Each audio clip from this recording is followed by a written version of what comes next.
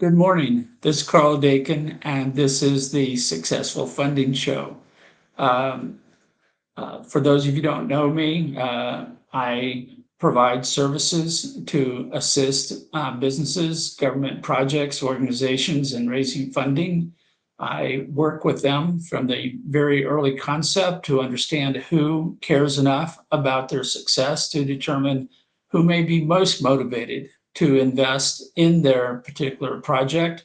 That's where the motivated money method comes from, is that rather than shotgunning to the market, what we're doing to do is we talk about trying to find the right customer, the right marketplace for your particular project that needs funding, and then position it like any product or service to be sold to those people who will benefit from that acquisition. It's basic marketing 101, but we're fighting the myths of the capital industry, of entrepreneurship, and a number of people who live off of that marketplace. We might refer to the Successful Funding Show as a reality management program where we try to help you understand what is real, distinguished from all the craziness and insanity that's out there in the capital marketplace, so you can make good business decisions about when, if, and how to raise funding. With me this morning, I have as my guest Eric Hansen, whose audiovisual link is now working. Good morning, Eric. Good morning. How are you this morning, Carl?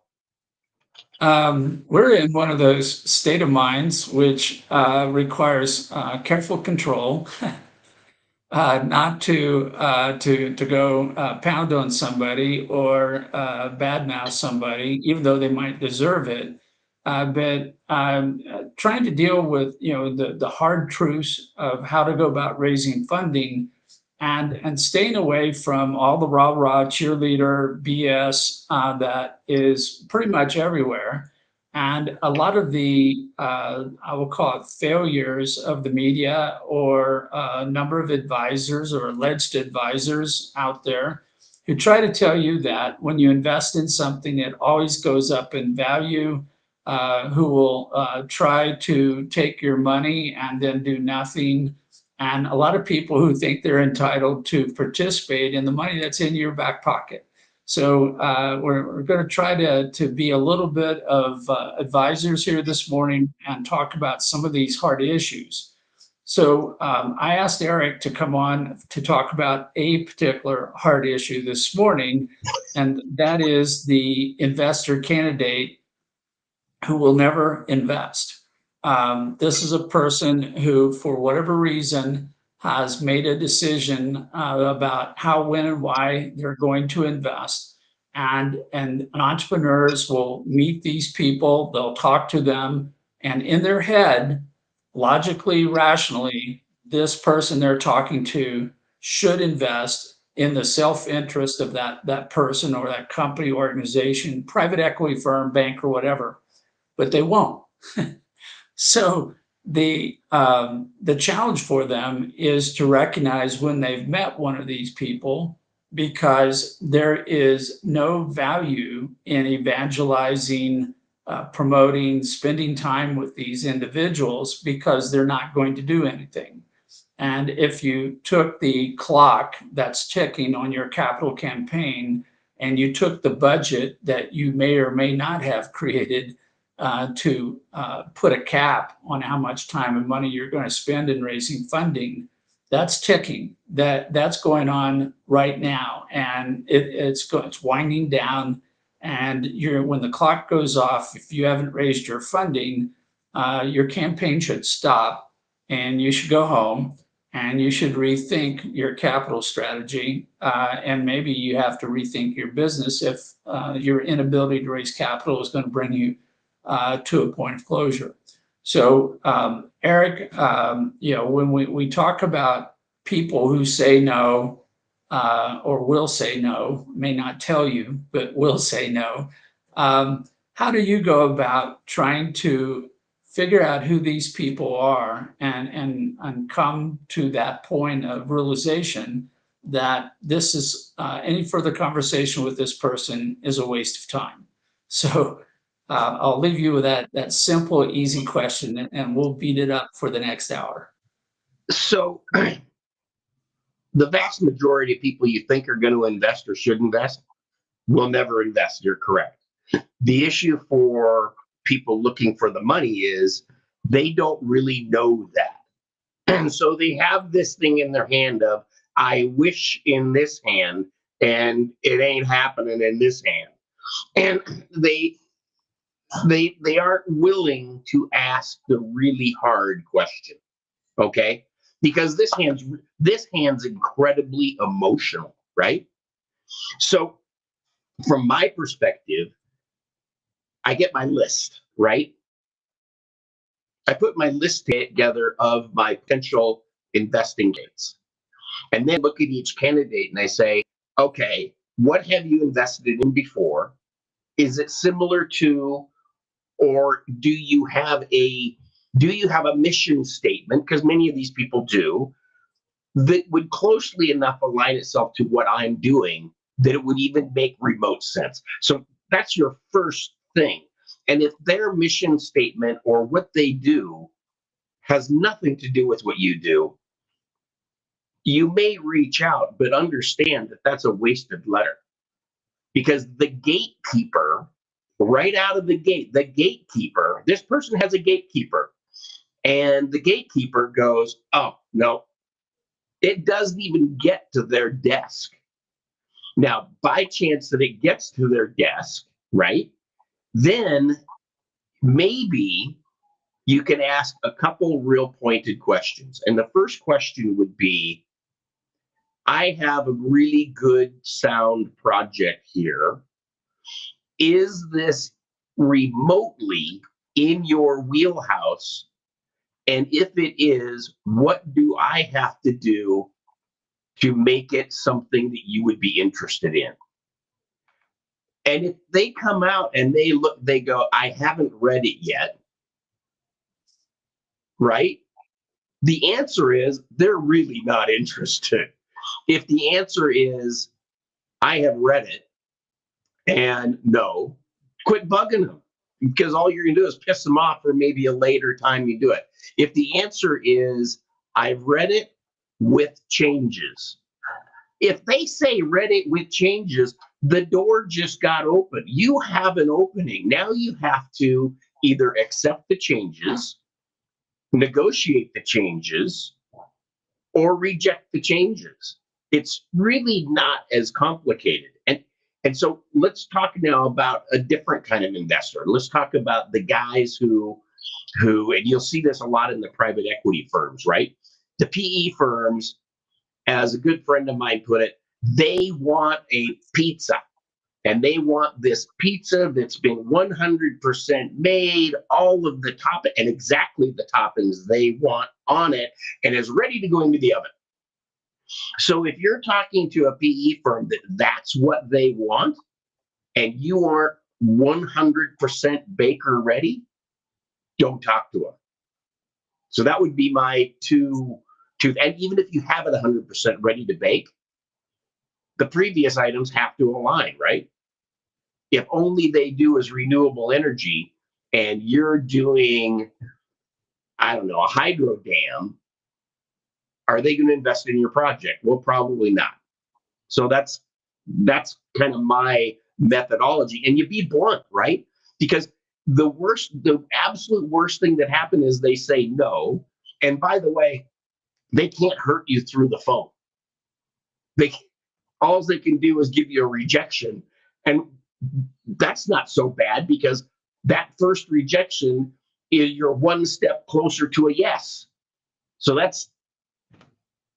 Yeah, so there's about 200 things there that I would love to dive into, but we're not going to have time to get to all those. But I'm going to start and work my way backwards, and that is the issue of the no. If they tell you no, you should write that down as a success. And I'm gonna dig down on this a little bit, but by getting someone to tell you no, you have narrowed your marketplace, meaning that you no longer have a market that's this wide that you have to worry about everything and anyone that's within the market. They said, no, they're in this space. If they're not in this space, you shouldn't be talking to them. As Eric said, if they're doing oil and gas and you have a alternative energy project, you may not get any hearing whatsoever. If you are into Sierra Club and somebody wants to do an open pit gold mine, there's not going to be any commonality here. Okay, these are extremes, but I have seen these. I have seen these cross my desk where a guy wanted to set up an EV station and a whole bunch of EV stations, and he was going to pitch himself to the oil companies because they know they're bad, they know they're evil, they should repent. And by repentance, they were going to put money into a series of electric vehicle charging stations. And I was just listening to this statement, and I'm thinking, this guy is not going to be successful in raising funding. And I was trying to figure out how to explain that to him carefully so that he would understand that. But being what it is, so when you get to know, what you've done is you've narrowed the scope of who you're going to talk to. Everyone who looks and acts and thinks and is money motivated in the way that the person said no, you can take everyone else that's in your candidate list and you can strike them from your list, saying there's little or no chance that any of the others are going to give you a different answer than the one from whom you got the no. So you have been successful by narrowing your target and understanding that the people remaining hopefully are more likely, more motivated to put money into your project than the person who just told you no. Last week, we had a very good discussion. We had Michael Feely with Citizen Sports on, and we were talking about slow maybes, and we're beyond that. We're getting to a no. We now have received a no, and it's in our best interest to get to that no as quickly as possible. We talked about that last week.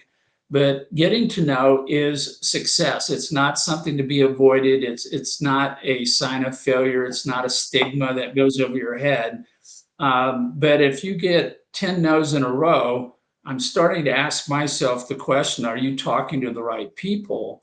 Or is your deal ready for funding? And so another point that Eric made that is very, very important is that most of the people who are responsible for making investments with a private equity firm, a money manager, any number of people who sit in that position, including banks and so forth. If you are not ready for funding, meaning that you don't have all your documents, you don't have a cash flow statement, you can't identify your customers, you don't have anything other than hope and wishful thinking in terms of a business plan, then you are going to get rejected by almost everybody because you're not fundable. No one understands who you are, what you are, how they put money in, how they get their money back. And as a consequence, you're a fuzzy object that they cannot react to, they cannot make an investment decision about. And a lot of things that come to me from entrepreneurs, small businesses, different projects seeking funding fall in this category. They're not ready for funding. There's a significant amount of work that's been left undone, partly because they may not understand what to do, but also partly because they have such faith and belief in what they're doing that they think that everybody else will fill the gap between being ready and not being ready, and that this gap in between that the investor candidate will come across and say, that's okay. You don't have to be ready for investment. I'll figure this out for you. I'll take the time to do the structuring the deal and all these kinds of things. That won't happen. There are, in my mind, nobody out there that's going to step in and fill that gap from the investor standpoint. So it's on you, if you're going to raise money, to be investment ready, fundable, And if you're not, then you're going to have to invest more time and more money in order to get there. Because otherwise, when you go to talk to them, what you've just done is you've wasted their time. You're going, hey, invest in me. And they're going, you're not fundable. And you've also just ruined your credibility with that person because you told them you were fundable when they know you are not.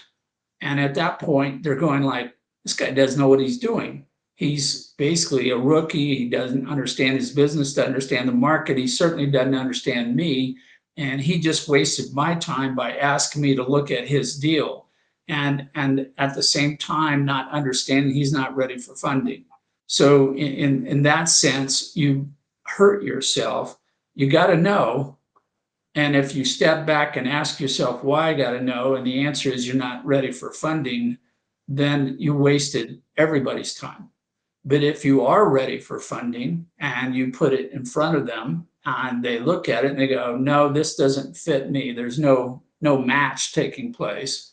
You've been successful because you've now narrowed the focus of who to talk to, and it may help your pitch. It may help you clarify your communication and who you're talking to next. But you no longer have to talk to that person or anyone else who looks and sounds and walks and talks like that person. So Eric, what do you do to get a no without provoking a no you don't want to get? That's the wrong place, wrong time. So I got a little bit of a short story for you. Back in another life, I was in the middle of a project and it needed some very significant funding. And so up in Spokane, Washington, I knew a guy's name. I'll just leave his name at Jack. And so please protect the guilty. And by the way, if this video ever gets out to Jack, and Jack, you read it, I want to say thank you very much. I appreciate the opportunity that you gave me. So I go to Jack's office and fly into Jack's office. We're talking, and Jack has his business manager, basically the gatekeeper at this meeting. And so the gatekeeper looks over my proposal, looks over what I have, and goes like this. Okay, I know I'm dead. Jack looks at me, and he knew me from a long time back, and he looks at me and he says, Eric, here's the problem. Your project is already bankrupt before you even started. Fix the problems and come back to me. Now, I don't know exactly meets your conditions of the no, but that was a great meet. Sometimes you're going to meet people who they're just that blunt. And then my answer to him was, really? I don't understand where you came to that conclusion. Jack was a great guy. He turns right around and he looks at his money manager, the gatekeeper, and he said, go work with Eric, fix the problems, and then come back to me. And I can't stress this enough.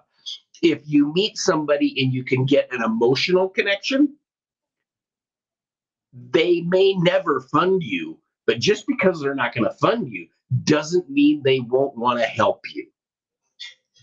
No, and I totally agree with that, Eric. I mean, there are a lot of people out there with funding, with experience, with contacts, with some valuable resource that you can use to improve your particular project, and they're willing to help you do that. And I'm going to draw a distinction here. It's a very small subset of everybody you're going to pitch. Most people don't have the time or energy to try to fix whatever is wrong with your pitch, or whatever is wrong with your business proposition, or whatever else they think is wrong with what's going on. And at the same time, I'm distinguishing between things that can be fixed and things that cannot be fixed. Because if, for example, as we stated earlier, you may have a very worthy project, but you're talking to a person who doesn't care about what you're doing. They are, they're a alternative energy, renewable energy person. You're talking to an oil and gas person. there is a slight overlap. I'm not saying that there aren't oil and gas people today who are looking at and dealing with some alternative energy projects. But by and large, an oil and gas person is an oil and gas person. They're not a renewable energy person. And you have to ask yourself, why would you pitch this to someone who almost certainly does not care? It seems like a really bad use of your time to expend energy going to talk to somebody who'll probably say no. I mean, by definition, the whole motivated money thing is talking to people who will probably say yes. There's no guarantee that they will, but recognizing that this clock is ticking, your budget is dwindling during your capital campaign, you have to get to a yes before you run out of time and money. It's like a game show, where you're supposed to run around, do 20 different things, pick up something, do something else, and then get back to your finish line before the clock expires or you're out of the game. That's exactly what we're talking about here, is that your time is so limited, it's so precious, and your budget is fixed, whether you think so or not. And you have to get to that finish line before the clock expires. So in that case, you need to start with those who are most likely to invest and stay away from those who are least likely to invest.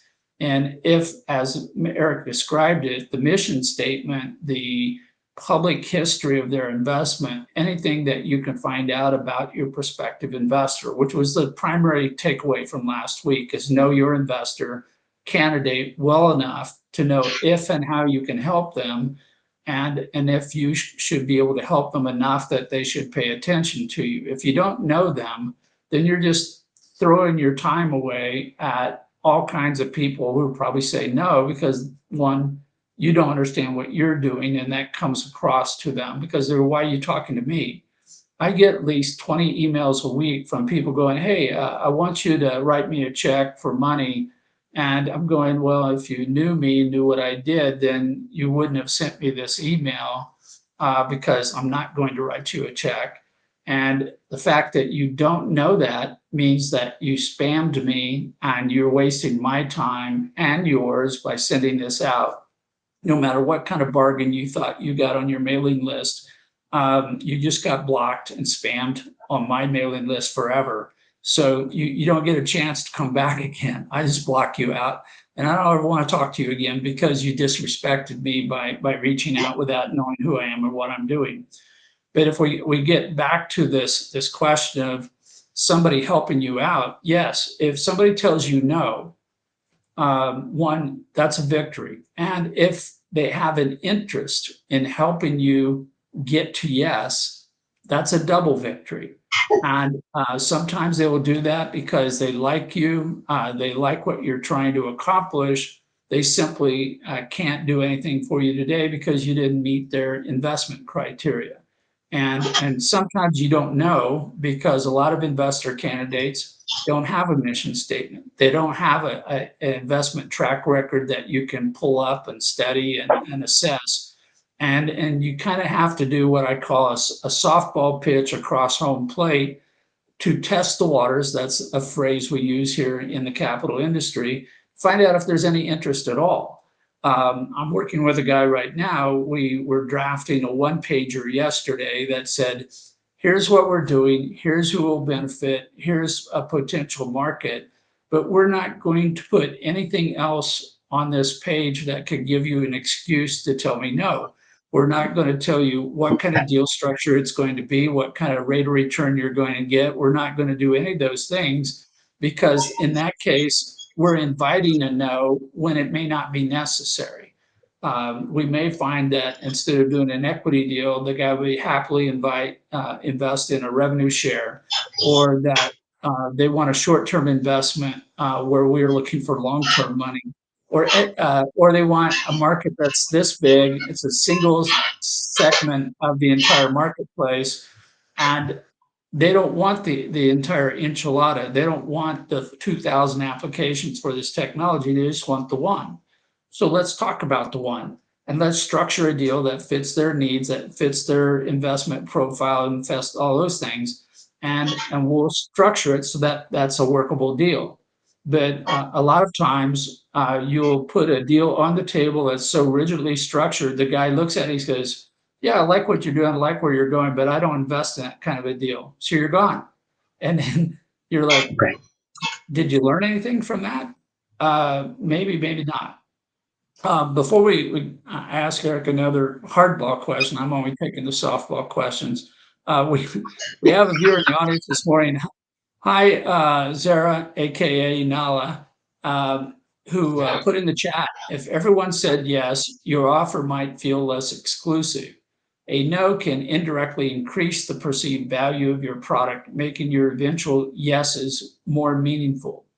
And I agree with this in terms of if you put a deal on the table that's supposed to be attractive to everyone, invariably it's so generic, it's so there's no stickiness, there's no definitive superiority, and by definition, it's a commodity, and it looks like a commodity where you go, I can't tell the difference between this offer and any other offer that's on the table.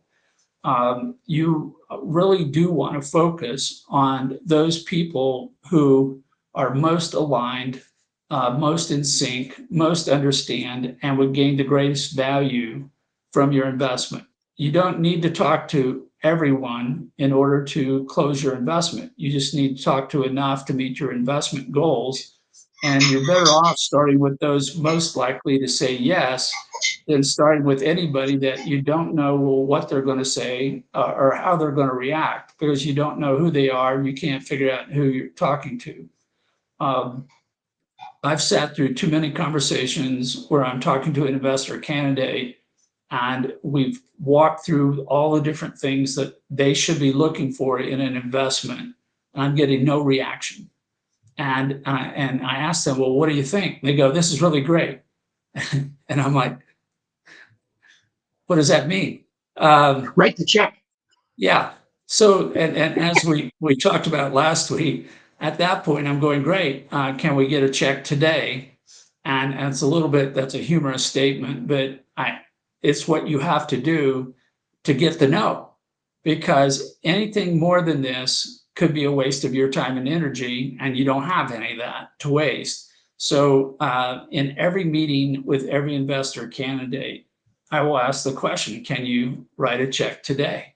And or more softly is, what do we need to do? As Eric phrased it earlier, what do we need to do to get a check? Because if they have an issue, this is how you're going to get that issue to the top of the stack, where you can talk about it, deal with it. And you may find out that they may come back and says, well, if I invest in you, I want 2/3 of your company. I want majority control. And you may say yes under certain deals, circumstances, or you may say no. But you don't know that till you ask. And if you're not working to get to know, which is, it seems counterintuitive, but I want to get to a no. And if I can get to a no, then I'm okay. That's success for me. I've narrowed my market. I know more. And I've also removed different people from my bubble of who I've got to talk to. So Eric, when you want to get to know, how do you go about trying to pin down an investor candidate so they're not giving you, we'll call it weasel words, for lack of a better, or telling you what you want to hear to try to make you feel good? You want to get down to reality, which is, are you going to invest or not? What do we got to do to make an investment happen? So what tactic do you employ at that point? So I don't really go after a line or a statement to get a no. I more go after a line or a statement that says something like, I've shown you what the product is. I want to know now what it is you dislike about the product. And they come back with something. Great. If I can overcome that objection, because sales is, regardless of what you believe, you're selling somebody, and you cannot ever sell somebody unless you get an objection. So You get the objection. Now you have to resolve the objection. If you resolve the objection, the thing you have to do next is, what is the next objection for buying my product? If they don't have anything, you got your no. Did that make sense? Yeah, yeah, because it means that they cannot communicate to you that they have a particular problem with what you're trying to do. And the thing is, if they don't have an objection, then they should write you a check right now. So Right. it's one or the other. It becomes a clear black and white contrast between are they going to write a check or not. So and as Eric says, the softer, simpler way of getting to that is so I've shared with you what I'm going to do. Uh, what would keep you from investing in me today? And they should tell you. Quite often, you'll hear, "Well, I don't have any money right now," which violates one of the three requirements to get investment. Or they'll say something like, "Well, I need to understand this better." And you start getting this laundry list of common statements, and you can't stop at that point. You go, "Well, what is it in particular?" And you can even suggest things to try to drill down, like, is it, the market? Do you need to talk to a customer? Do you want to see a demonstration of my product or service? Do you need some kind of regulatory validation that this works? But you want to get to that one, two, or three objections that they have, and find out what they are. If they cannot give you, and I agree totally, Eric, if they can't give you a legitimate objection, you're done. Meaning that they can't make a decision, and it's not you necessarily. And this is one of the things I've seen entrepreneurs walk away from these meetings just crushed emotionally, spiritually. They're like, I just got rejected. I'm going, no, you didn't. Back to my point, you got to know. Congratulations. You've narrowed your field, you've narrowed what you're done. And most importantly, you're not going to spend 4 more meetings talking to this person over a period of weeks or months where you're trying to understand what's in their head, because it's not your responsibility. It's not your goal to figure out that they don't know how to make an investment, or that they don't know what is going to trip them over to make an investment. It generally implies that they are an amateur or a rookie. They don't have the necessary training or experience to try to help you in advance frame who they are, how you can help them, so you can make your own assessment whether there's any merit here. And so if you're talking to someone and you can't get any answer, unfortunately, that is a no, and move on. The clock's ticking. Let's go find somebody else to talk to. Let's go back to the drawing board and look at everything we talked to ourselves about that caused us to talk to that person. Why are we talking to this person? What causes? Is it because we just happen to know them? Fair enough. Somebody we know thought that we should talk to them. Also fair enough. But the person making the introduction doesn't necessarily know what they're going to do.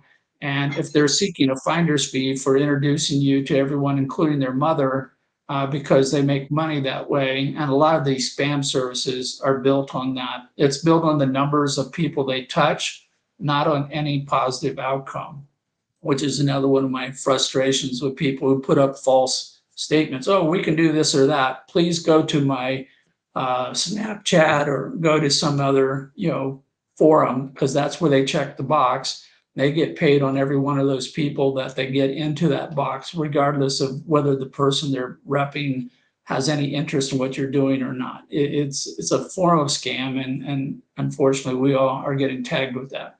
I see that we have Omar with us this morning. Omar is one of my friends who does his own podcast. He does a show called Zoom Party, where he does quiz games, and he does all kinds of fun and interesting things.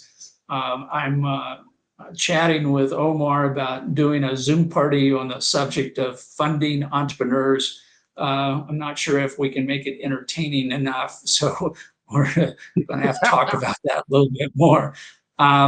If we had a dunk tank with an entrepreneur sitting on it, and every time they ask a question of an investor candidate that's not helpful, maybe they fall in the tank, and we could all enjoy that a little bit. Be kind of a little reverse of Shark Tank, which is a show I do not watch and do not endorse.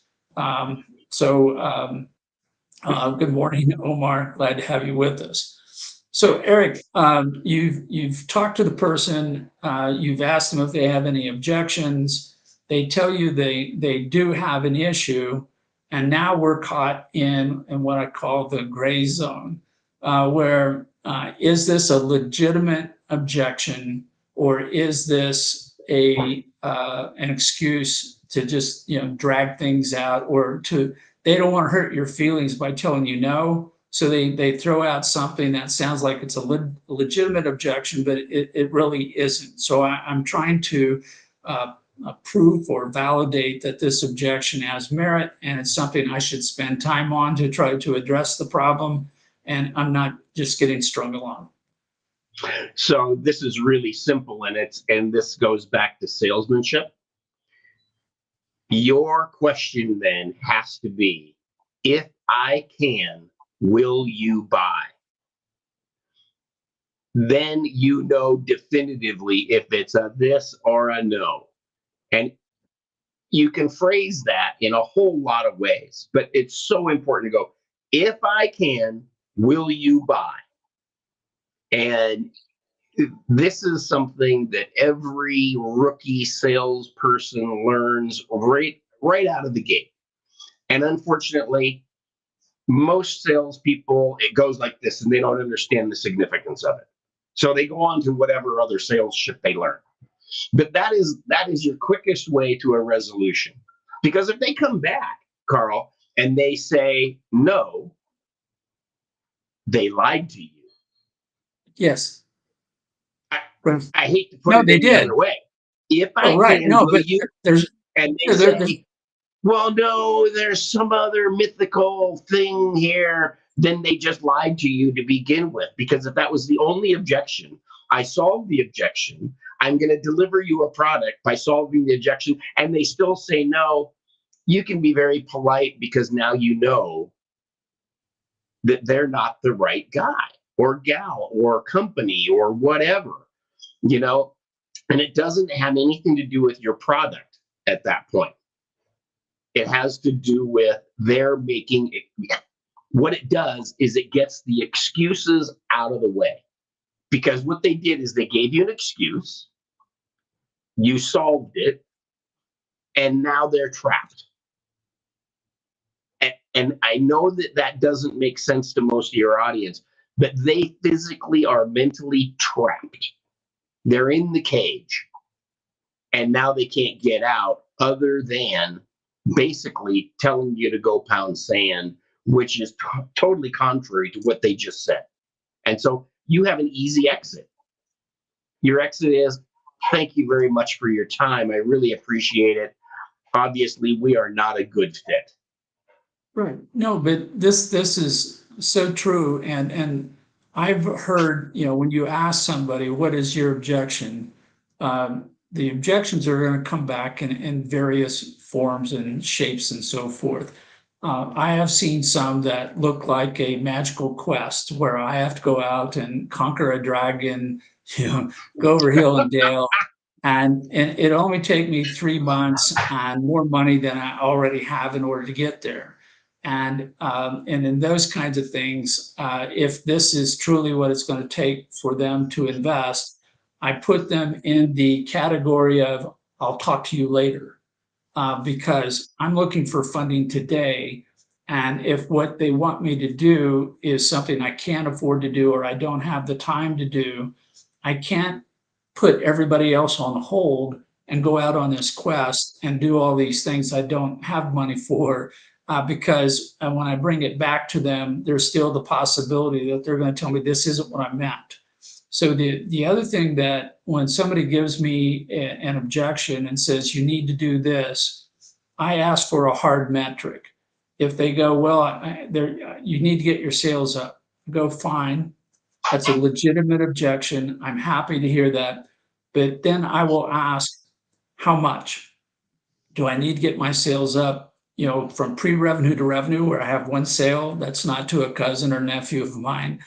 Is it do I have to get enough sales to break even in my cash burn? I need to know that number, and we need to agree upon it so that I can look at it and go, is this something I can do in my immediate future so I can get to the yes, I can get to the investment? Or is this another quest, which really looks to me like an excuse not to invest today? And there's nothing wrong with somebody telling you no because you're too early.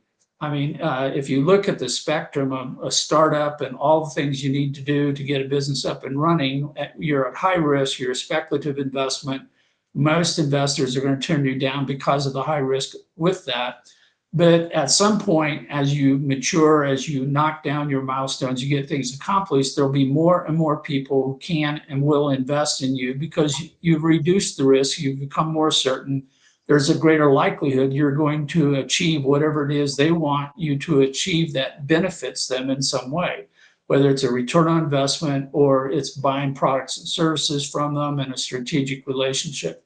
So if you get an objection that says you need to do something different, make sure that it's a number that you can agree upon, and not only you can agree upon, but anyone looking at you. This would be like a contract that you present to a jury in a litigation.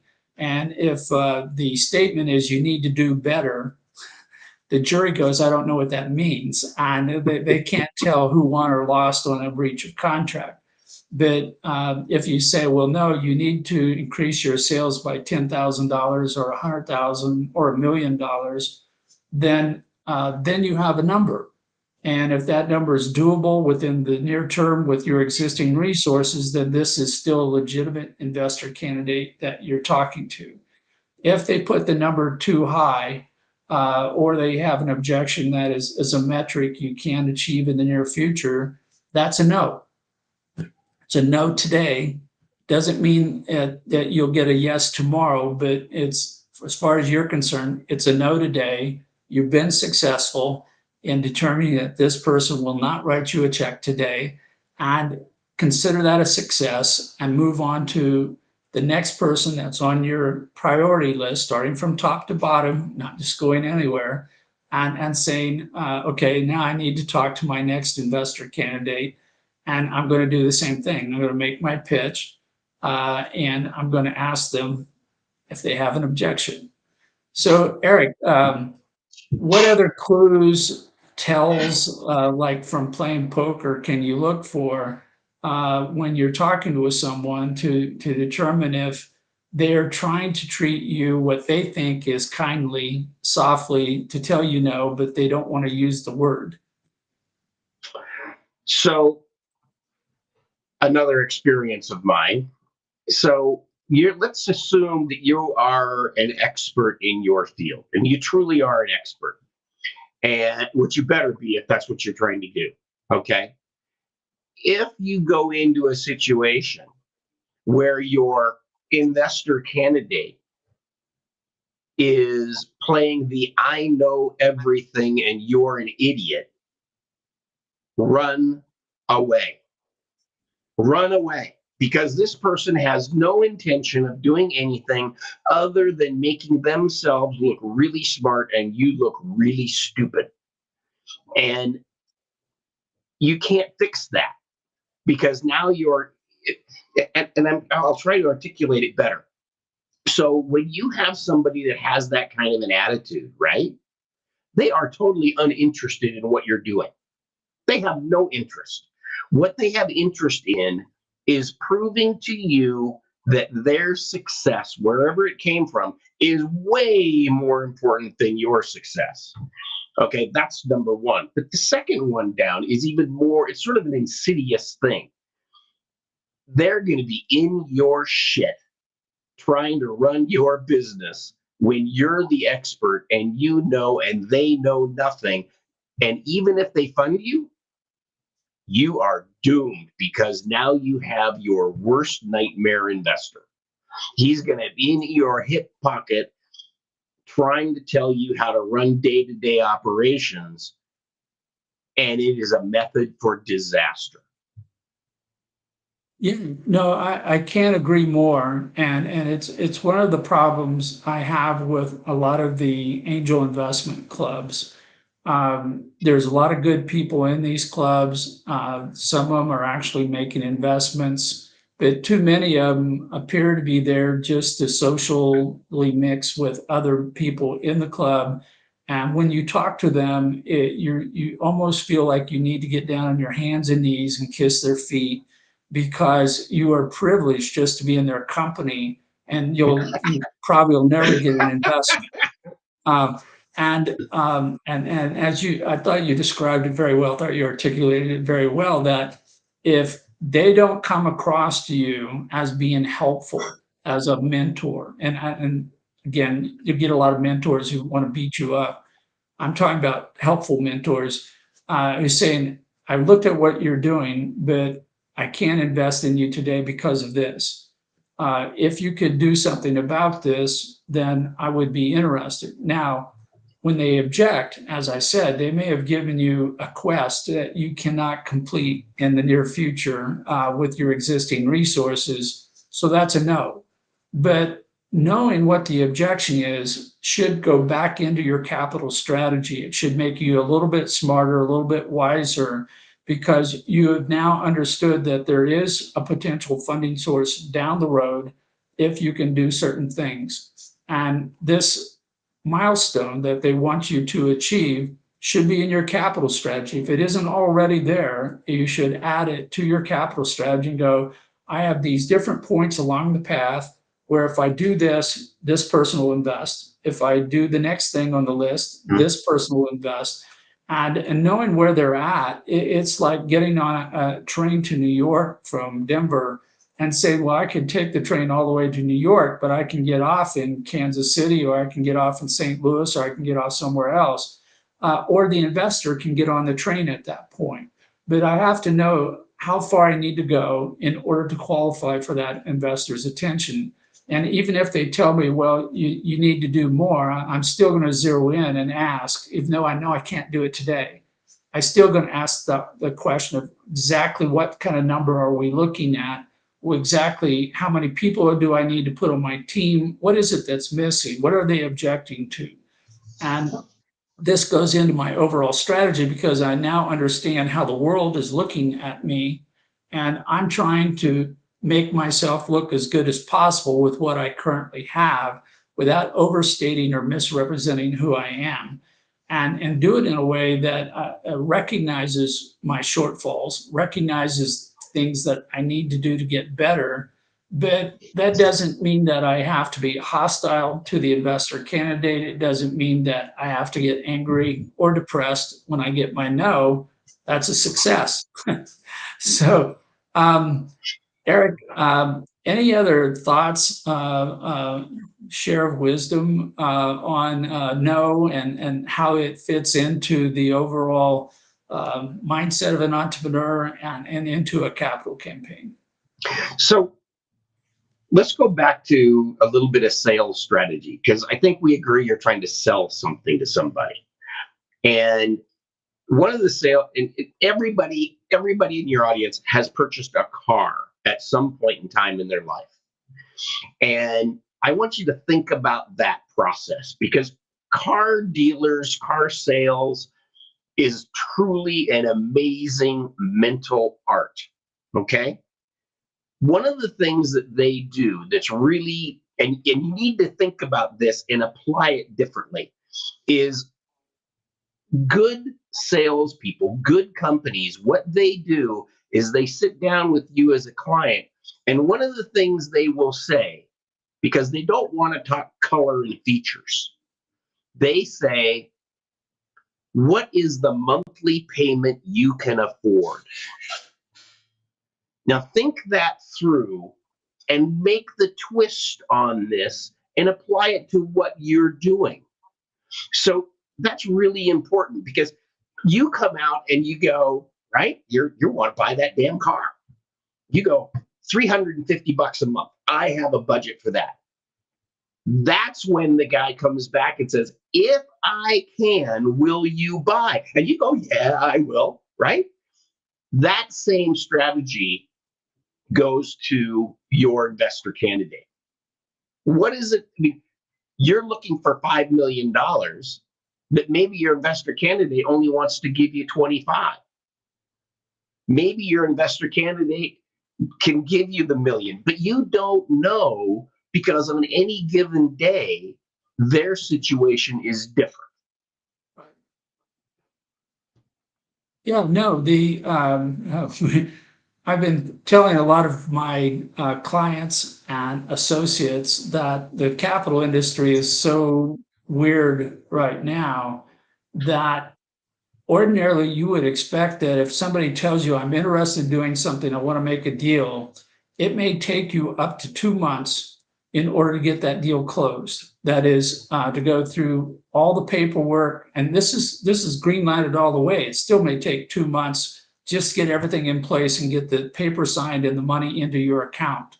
If there's anything else that needs to be done where you need another document or you got to get a third party certification or something else, that can easily blow up to 90 days. And the problem Mhm. is in today's market, somebody who could invest today may not be able to invest tomorrow. They may say, well, I had the money in my account. And this happened to Mhm. a guy we were talking with recently on one project.